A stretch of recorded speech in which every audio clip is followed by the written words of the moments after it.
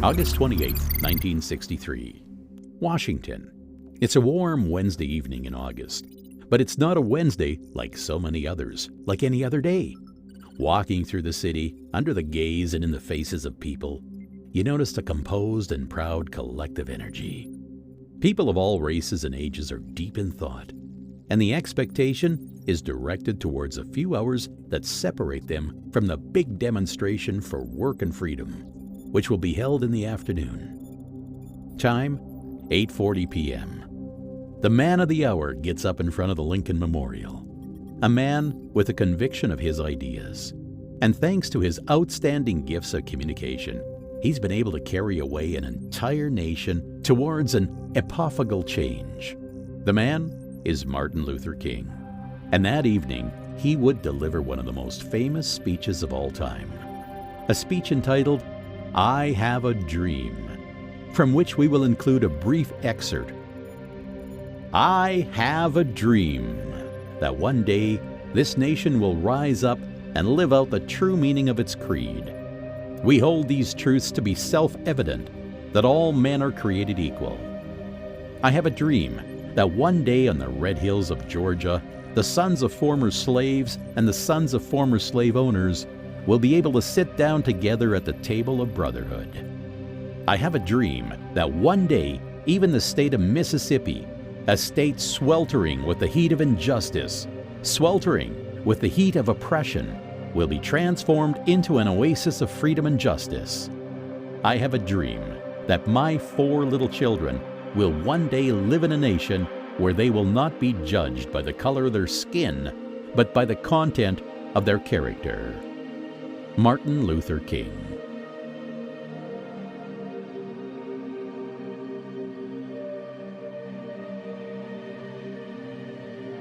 March 13th, 1976. We are in the garage of the parents of a young Steve Jobs. Steve, together with his friend and colleague, Steve Wozniak, is working assiduously and without a break on the creation of the Apple I. The atmosphere is tense, and the fear of failure is great. The two of them, however, are driven by a clear madness and by the strength of their minds, hungry for dreams and glory. The rest is history for us, with Apple becoming one of the worldwide colossi of technology, and Steve Jobs one of the most acclaimed and recognized creative geniuses of our time. The incredible mind of Steve Jobs has succeeded in changing the habits and culture of an entire planet, and it is extraordinary that it all began in a garage. From his famous speech at the University of Stanford, his words will remain immortal. Stay hungry, stay foolish. Steve Jobs. September 1902. Sarah Breedlove, better known as Madam C.J.Walker, was the first child born into freedom to a family of slaves in Louisiana. From her birth, Sarah's future seems destined to a life of hardship and poverty. From a very young age, she manages to perform the humblest of jobs and lives on the fringes of society. In September 1902, she has a brilliant idea which totally changes her life. Like many women of the time, Sarah suffers from hair loss. At that time, actually, many Americans had neither running water nor heat, and people rarely washed their hair. This resulted in diseases of the scalp, which often caused the loss of hair at a young age.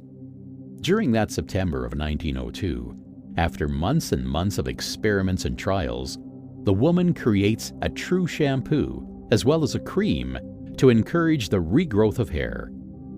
Thanks to her tenacity, intuition, and will for that shampoo, Breedlove begins to rise and creates one of the largest American cosmetic companies of the time, Madam C.J.Walker, a name which she will also be known by from that time on. I am a woman who came from the cotton fields of the South. I was promoted to washerwoman. Then I was promoted to cook, and from there I promoted myself by myself in the business world, conceiving and creating hair products. Madam C.J. Walker. April 20th, 1986. Michael Jordan is 23 years old and in his second season with the NBA. During the first round of the playoffs, the Bulls face the Boston Celtics, led by Larry Bird. The second game is really close and ends in overtime, actually double overtime. Jordan scores 63 points, a record which still stands as far as points scored in postseason competition. On this date, Michael Jordan is consecrated, however extremely young, as a myth of basketball and of sports at the international level. Shortly after his retirement, his words still stand as an illuminating guide today for all sports, not just one. I've missed more than 9,000 shots in my career. I've lost almost 300 games. 26 times I've been trusted to take the game-winning shot and missed. I've failed over and over and over again in my life. And that is why I succeed. Michael Jordan. May 20th, 1932. It was a clear day, perfect conditions for flying. Amelia Earhart, already known at the time for being one of the few women aviators in the world, took off from Harbor Grace on the Canadian island of Terra Nova. Destination? Europe. She climbed to 12,000 feet and carefully followed the eastern polar route towards Western Europe. Her flight was peppered with great difficulties: engine failure, a wind and a rainstorm, block control equipment, and even almost no fuel outside of Londonderry, Ireland. The flight had lasted 14 hours and 56 minutes. As she was slipping out of the cockpit, a farmer noticed and asked her, "Did you come here from far away?" "From America," she replied. Amelia was the first woman to complete a solo transatlantic flight. Even today, it is considered to be an example of feminine emancipation. The most difficult thing is the decision to act. The rest is merely tenacity. The fears are paper tigers. You can do anything you decide to do. You can act to change and control your life, and the procedure, the process, is its own reward. Amelia Earhart.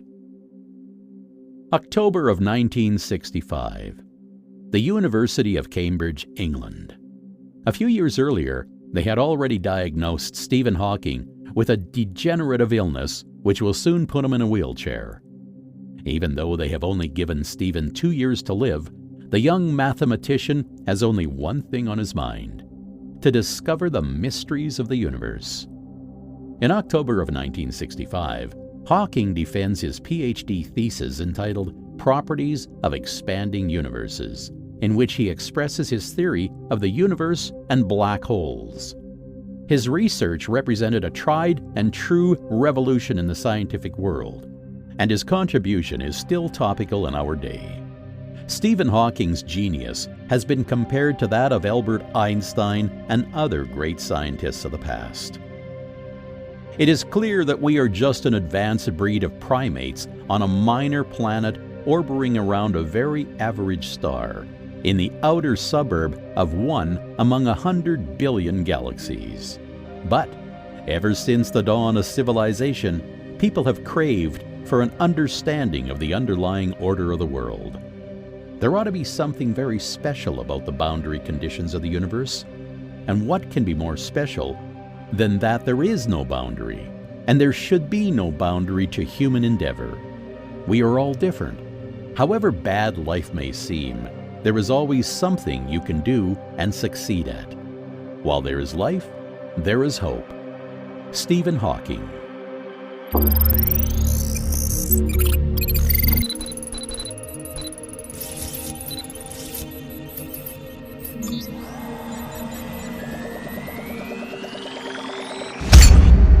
Incredible minds. The key is within you.